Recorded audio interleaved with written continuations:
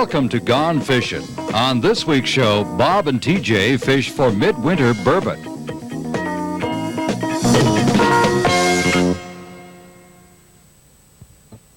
Hi, welcome to Gone Fishin'. I'm Bob Kirkpatrick. And I'm TJ Schwanke. We're out here on Lake Diefenbaker near the town of Elbow. Now, Bob and I did a show out here last spring. We had such a good time, some great friendly people out here, so we decided to come back to cover the Burbot Derby. Now, as you can see, we're at Burbot Bay Estates. We're right across the lake from the town of Elbow. It's a real neat scene. There's lots of little communities of ice fishing shacks. We're going to meet some interesting people and see some unreal fishing techniques. We're going to head over to the Harbor Golf Course and get registered, so stay with us. Thank you. Well, I've just registered for the Burbot Derby here at Elbow, and we've got Brian Caffaretta with us, who's a member of the Elbow Wildlife Federation and helps organize the tournament. Brian, how many years has this derby been going on? This is the 7th year. And you get quite a few people out for this? Normally we have between 250, 300. It's a little different every year, but... Well, it's Saturday morning, and I can see there's quite a few shacks out on the water already. Looks like there's some pretty interesting fishing shacks and goings-on here through the weekend. You're going to see every kind of ice shack down there that you can imagine. You're even going to find one or two with television in them, quite a few with beds. There's just, you might even see a radio antenna or two down there. There's pretty well everything. There's everything from 1 man to 12 men. And I notice you have a few different ideas with the Derby this year, the way it's run and what's done with the fish. This year we're donating all the fish to the food bank. This is a trial year. Basically, if you register your fish for a prize, you have to give it up. We'll have all the fish cleaned and processed, and with the assistance of the government, we're going to see that that's all into the food bank, and we're hoping to get a substantial number of fish into them. Now, this derby's run a little bit different. It's not necessarily who catches the biggest or most fish. It kind of gets the whole family involved. We've tried to keep the derby family-oriented, and what happens here is that when you weigh a fish, you get a ticket that goes into a draw drum. If you weigh 10 fish, you get 10 tickets. And at the end of the tournament, we simply do a random draw of the tickets that are in the drum. So it doesn't matter how large your fish is. Basically, the more fish you catch, the more opportunities you have to win. Now, bringing this many people into the area has got to have some economic benefits, doesn't it? It has significant economic benefits. This community, obviously, as any small town, is very quiet in the wintertime. Through the Derby, all of our service businesses benefit greatly. The service stations, the stores, the restaurants, the hotel, everybody does a real good business for 2 or 3 days, and it's a significant help. Well, I look anxious to get out there, so... Well, let's go see if we can catch some burbot. Alrighty, thanks a lot, Brian. Good luck, guys. All right. Now, most anglers know the value of sonar when you're fishing, but few adapt it to ice fishing, so I just want to show you a few tricks here that'll help you out. Now, one thing about sonar is you can shoot right through the ice. You don't have to drill a hole first, so that'll save you a lot of time. Now, talking with some guys here earlier, we found out what depth the burbot were mostly hanging at. So what we're going to do is find that depth before we drill any holes. So what you want to do first is just take a shovel and clean it down to the ice. You just want some bare ice. And I just take some RV antifreeze and pour it on. And this way you don't pollute the water at all. And now you can just set your transducer right on top of that. And that gives me a depth right there. That's good. We're about 42 feet of water here, which is what we're looking for. That's what the guys told us. They were in 40 to 45 feet during the day. So that saves us a lot of time. Now we can drill our holes here. We don't have to waste a lot of time. Now, another option that we're using here, this sonar unit has GPS on it too, which is a global positioning satellite system. and its function is to locate your position on the earth. So a lot of the burbot fishing happens at night. So we'll set up our shack out here during the day, drill our holes. If we go in for supper or something and want to come back out later, it could be difficult to find the holes. So by using the GPS, we put in what's called a waypoint, and that saves our coordinates here on the lake. And once we come out, we just push that waypoint back in, and the plotter screen will guide us right to the spot, so we don't have to spend a lot of time searching. So these are just a couple more tools that you can adapt to ice fishing from your regular fishing in the summer. And one of the greatest inventions in ice fishing has got to be the power auger. To be efficient with ice fishing, you got to move around a lot and drill a lot of holes. So we've got about 3 feet of ice here. With a hand auger, people just don't seem to move around much. They drill a couple holes and spend the day there. But these power augers make all the difference in the world. We've got our shack ready here. We've marked out some holes, drill some holes, and we'll set up and get at this.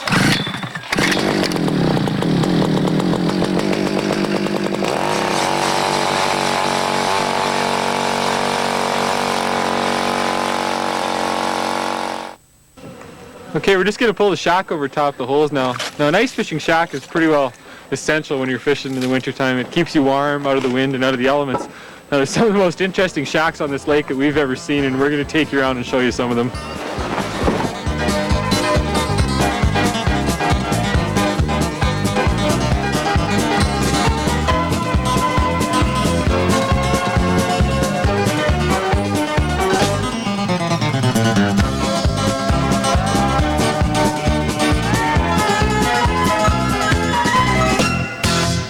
Cut the circle where the split ring goes in. No, not up that high either. No, just low. Oh, go straight if you want to cut it.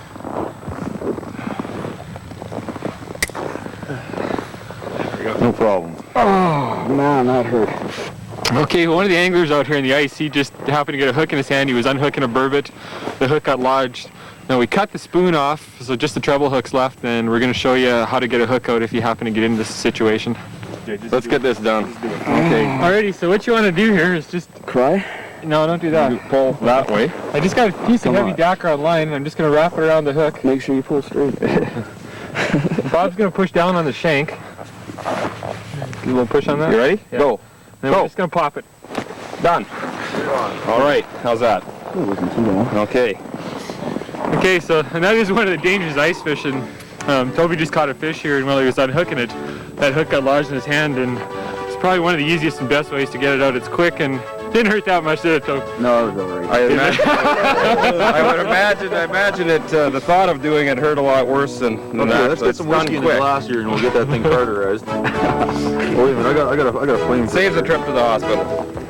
Okay, now quit bleeding all over the place. And you can see I'm using a flasher here. I like a flasher for ice fishing because everything is so instant. And you can see we've got a little bit of interference from some of the generators and stuff that are outside. But you can see my lure going down. A flasher is so instant. If something's down there, it shows up immediately. We're fishing in about 45, 46 feet of water, right near the bottom. The burbot will relate right to the bottom. Now this flasher is the same one I use in the summertime on my boat. And I've just made a few changes to use it for ice fishing. As you can see, I've got a 12-volt motorcycle battery, and that's a lot better to use than a couple of 6-volt disposable batteries because they last a lot longer. I can fish for 2 or 3 days with a flasher without having to charge that battery up. And I've taken the transducer, let's pull this out of here, and hooked it up onto an arm. I made just a homemade box here that I made to hold this the flasher unit. And this arm I can adjust up and down into the water at the proper depth. Now I've also added a carpenter's level to the top of my transducer. I just glued it on. This helps to keep your transducer centered above your bait so you can keep an eye on it at all times. So as you can see, with just a little bit of work and effort, you can use the same electronics that you have in your boat in the summertime for ice fishing. Now one of the reasons that we use a depth finder when we're fishing for burbot is they move around a lot during the day. It's spawning time. Any time between January and March is when the burbot spawn in this area. And what they'll do is in the daytime, they'll move off into the deep water, and then at night when it starts to get dark, they'll move up onto shallow humps or gravel beds in 2 to 10 feet of water and spawn. So it's important to know what depth you're in, and with the depth finder that makes it pretty simple. A lot of times if the ice isn't too bad, you can shoot right through the ice and get your depth without drilling any holes. So we got to move around a lot, and that's where the depth finder really comes in handy.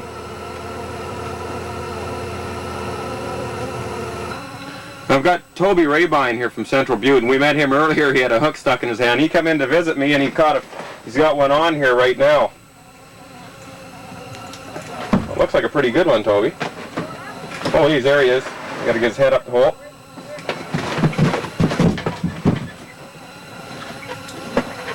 How about that? Invite someone in for a few minutes and they come in and outfish you.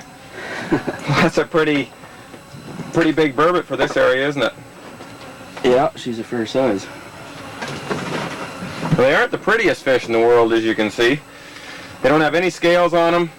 And these fins run the full length of their body. They've got a pretty large rib cage in there. When you clean them, you have to do things a little bit different. Most people skin them and take the meat off.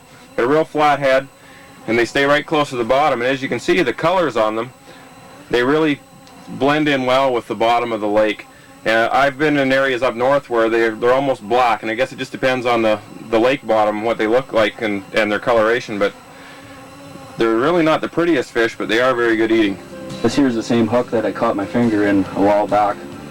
Well, it sure seems to be an effective hook. It caught you. It caught a couple of burbot. Now, burbot are they're maybe known as many different things. They're called ling cod, freshwater cod, lawyer, mud shark, burbot, mariah.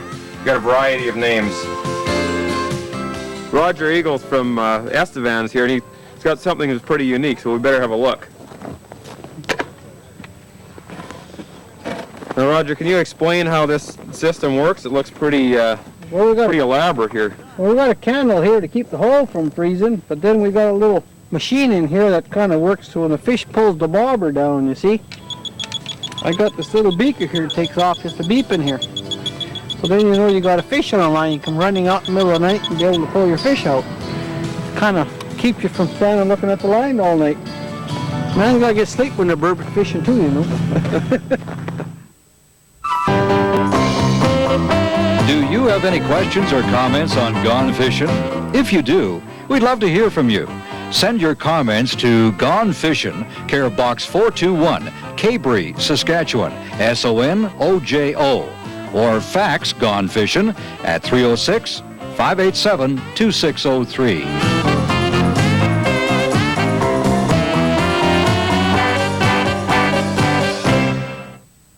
It looks like I got a pretty good one here, Bob. He's really feeling out the drag. You got to make sure you get these things, their head started up the hole, because they can turn around. I've seen them in about a 6-inch hole. Get their head up and then their tail pops up. They can turn right around and go back down. You get them up and I'll grab a hold. He's still down about 40 feet, so I won't get ready too quick then. I've only got 8-pound test line on here, so I don't want to horse him. He tapped on it twice and then he let go of it, so I just left it sit there for a minute. I'm using a big jigging spoon here. It's a Meph Cyclops. And I just let it sit for a minute and he came back and really whacked it. So I gave him some line and he took it and I stuck the hook into him pretty good. So just watch it here. This hole iced up earlier and there's some sharp edges around there, so try to keep the line away from the edge. It's a nice thing about using this ice fishing line too, it's quite durable. And I can see my line just running on the edge of the hole down there. And with regular line, you'd be in a lot of trouble. This is pretty handy. Ooh, it's a big fish. Pretty handy for your partner to help you out here. With the rod, you can't get right over the hole. I got a gaff here if I need it. I wonder if I can just grab him with my hand. He's peeling line again. I think you'll have to gaff him. If you can. Watch the hook on the edge of the ice there. Yeah. I'm gonna get his head started up. I guess he'll come when he's ready. Okay. Oh, that's a good sized fish. Oh, I think I can. Just put that hook in your hand. We watched somebody else do that today. Well, he just got himself turned right inside that hole. Yeah. There we go. Oh, he really went after that, didn't he? You bet he did. This thing, they got a real meaty mouth. They get hooked in there, you don't too often lose them. I was just using this hook here, and I had quite a large smelt on it. And just jigging it about an inch at a time, not very much. They don't seem to want it too aggressively, and you have to keep it right on the bottom. Now, when burbot do go into a feeding frenzy, they are aggressive, and they'll just pick up anything. And they're usually, quite often, if you don't set the hook right away, they'll have swallowed it. But today they seem to be a little tentative about taking it. They're not really on right now. Everybody's getting a few bites, but they're not coming real fast. Well, that's a pretty decent fish. Well, let's get him over to the fisheries people, and they'll clean him for the food bank. Donate this one to the food bank. He's nice and fat. Yeah. We've got Gord Burrows here. Gord, what's your position with fisheries? I'm the acting manager of regional fisheries management with the Department of Natural Resources. I work closely with the regional fisheries biologists. There's one in each of the 7 regions throughout the province. Mm-hmm. Now, we've got some burbot here to clean, and there is a little unique method in cleaning these. Burbot are an alternate species that we can catch a lot in the wintertime. Do you want to show us how you clean one of these? Sure, you bet. Basically, it's a matter of skinning them. Quite often what people will do is they'll make themselves up a burbot board, be a 3/4 inch piece of plywood like this, with a nail knocked into one end. And what they do is they'll take the burbot and actually hook the underneath the chin of the burbot over top of the nail, and that will fasten it to the board. And then they'll run a girth around the burbot. I'll just do this one here. You don't have to go all the way through, just basically through the skin.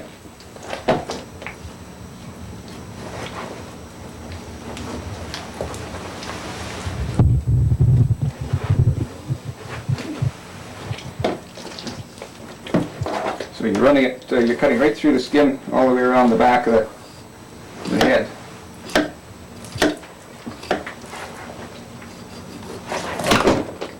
There, and then what they do, if you had a burbot board, you basically stick the bottom of the chin over top of the nail, and then with a couple of pair of pliers, grab onto one edge of the skin here and one onto the other edge, basically pull the skin right off the fish, and it comes intact if the fish is fresh.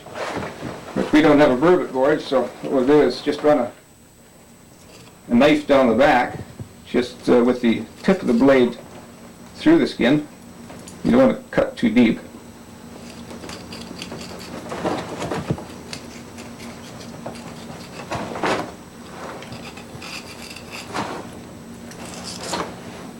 Like so.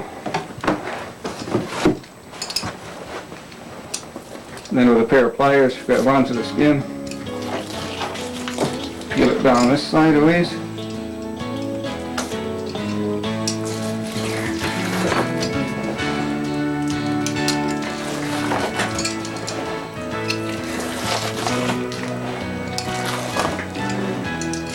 Works pretty good with fresh fish. If the fish is frozen, of course, it's extremely difficult. You have to almost thaw it out.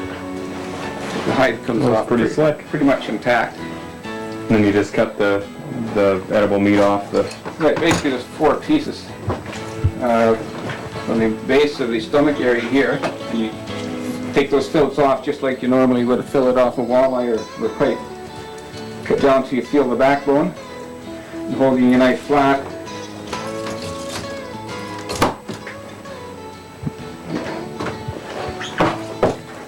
One off each side in the back.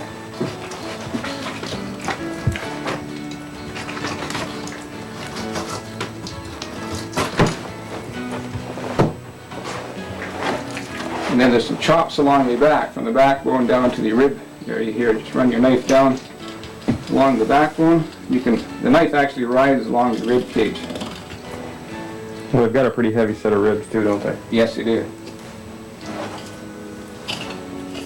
And it's just a matter of peeling the meat back off the rib cage.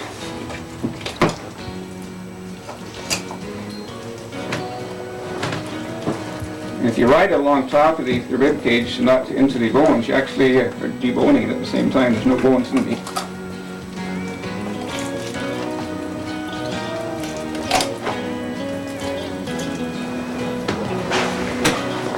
I know a lot of times I've seen burbot just laying out on the ice if people don't use them, and I have eaten them. They're great to eat. It's a shame that they're wasted like that. So at least get some use out of them this way, since they are. It's an excellent eating fish. Well, they're fun to catch too. They put up quite a fight.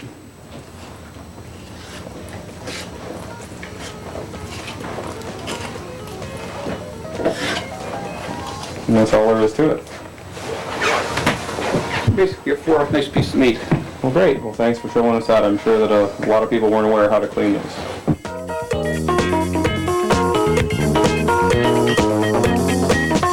It's time now for Pokey's Pro Tips.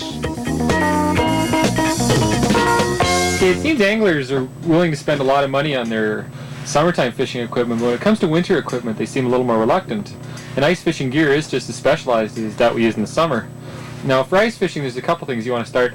Now, this is a spinning outfit here, and the reels are basically the same type you use in the summer. This is quite a small spinning reel. You don't need large capacity reels in the winter because you're not casting, you're not trolling, and fish don't take the big long runs. Now you still need something with a good drag system in case you're fighting big fish. Now I know the burbot here get quite large. We saw a 15-pounder caught today, and I know I'm only using 8-pound test line, so you would need the drag to fight it. Now we also use fairly short rods because we're fishing inside the shack, and too long of a rod gets in the way. So you either want to look for a 24 or 30-inch rod, and this is a graphite rod. It's got some good feel, so when I'm jigging I can feel those fish pick it up. Now one thing to look for on your rods is have big eyes, and the reason for that is they won't ice up as easily. Now if you have small guides and eyes on there, they'll ice up really easy.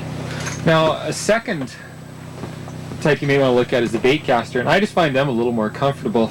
And this is a really little one here by Abu. It's just new this year, and it fits on ice fishing rods easily. Now a lot of the bigger bait casters are a little too bulky, but this is what I've started using. They seem a little better in the cold, and the ice will break off as it's going through the guides. Now lines also is specialized as the rods themselves, and what we have here, it's called a cold weather line, and it's by Berkeley, and it's quite thin diameter, and it stays really flexible. It's cold out here today, and this line stays flexible. Now if you use some of the summertime lines, they'll get quite hard, and you lose a lot of feel, and you won't be able to present your bait as naturally. Now Bob's going to show you a few of the baits and the hooks that have been working on burbot and some of the ones we've been using today. We had some hits on some of the smaller minnows. They wouldn't take it. Went to something bigger and seemed to get a little bit of action. Another good lure to use is a swimming jig. This is a swimming Rapala, and how this works, you jig it up, and when you give it some slack line, it'll swim in a circle and come back to the center. So it's just something to entice those fish to hit. Again, bait the treble hook in the center with a minnow head or a perch eye, something like that. Let's have a couple more different jigging spoons. Again, chartreuse or chartreuse and silver, chartreuse and gold, something to add a little bit of flash. Even the old popular 5 of diamonds or Len Thompson brass spoon seems to be pretty popular out here. Again, we're fishing in 42 feet of water right now, so a big lure like this gives off quite a bit of flash in that depth. And one of the most popular baits for burbot is a jig. You can use different variety of jigs, but these phosphorescent jigs are great, especially at night. You can get phosphorescent tape on your jigging spoons as well. And what phosphorescent does is it gathers light, so when you put it down in dark water, it glows. Now, to recharge these, you just set them out in the light or near a lamp, and they'll recharge in a couple of minutes. You can put them back down the hole. But one trick that works really well, especially at night, you want to recharge these really fast, is use a flash from the camera. Just hold the jig or the lure in front, hit the flash, and it's charged up right away. Now if you show this in the dark, it'll really start to glow. One other trick that I've talked to some guys that were trying is these little glow sticks. Just crack them and they start to glow. Hook this on your line up above your jig or your bait, and these will glow for about 4 hours. Now you can get right down to the simplest methods of using just a plain hook. Talking to one of the fellows out here has had great success just using a treble hook, burying a smelt in it, putting a couple split shot above it, and drop it right down to the bottom. Again, a couple inches off the bottom is where you want to be. These burbot are bottom feeders, and that's the area they're going to be in. Well, Bob, we sure had a lot of fun out here. This has been quite the experience.